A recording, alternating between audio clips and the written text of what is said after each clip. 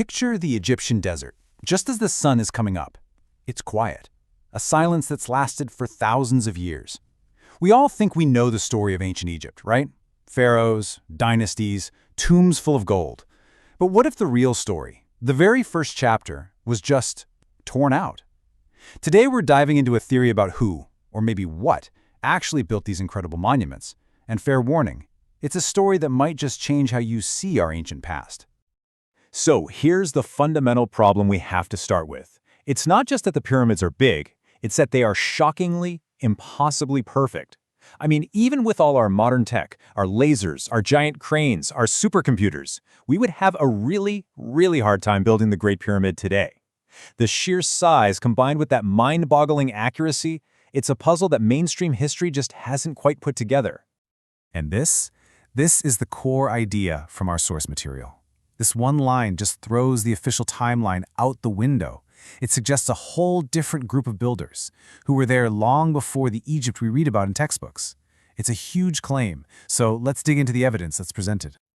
Okay, first, we really have to get our heads around just how impossible this job was.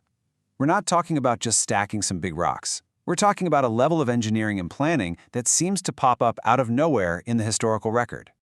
Think about this number for a second. 2.5 million. That's roughly how many massive stone blocks are in the Great Pyramid of Giza alone. To build that, they would have had to quarry, cut, move, and perfectly place one of these giant blocks every few minutes, 24 hours a day, for decades on end. The logistics are just insane.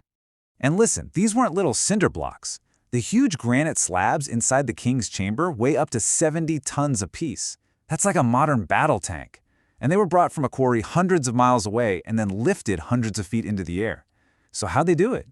You know, the simple "they pushed them up a big ramp" theory starts to feel a little shaky when you look at the actual numbers.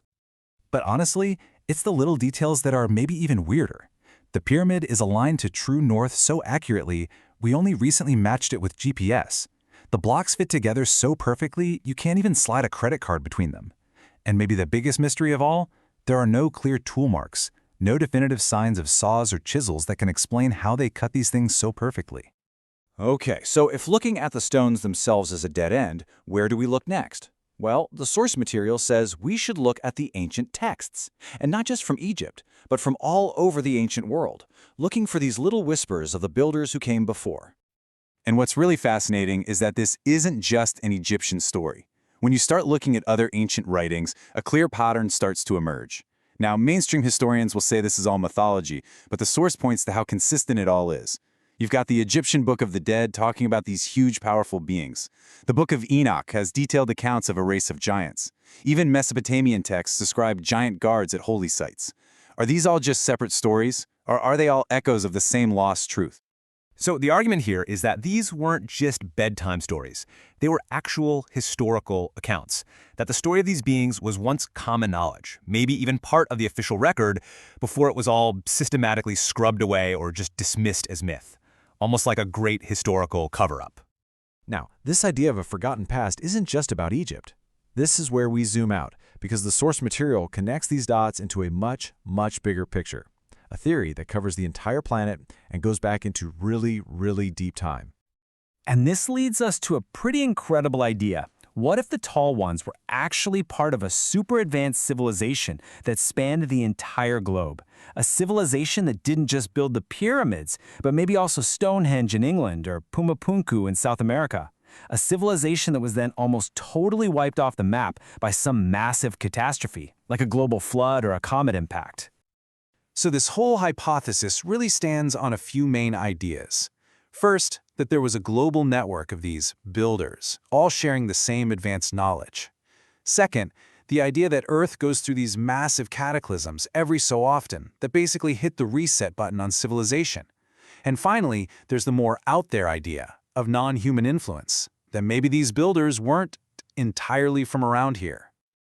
All right. So we've looked at the theories in the ancient texts. Now we're going to move into the most tangible claims the source presents, and also, by far, the most controversial: actual physical remains.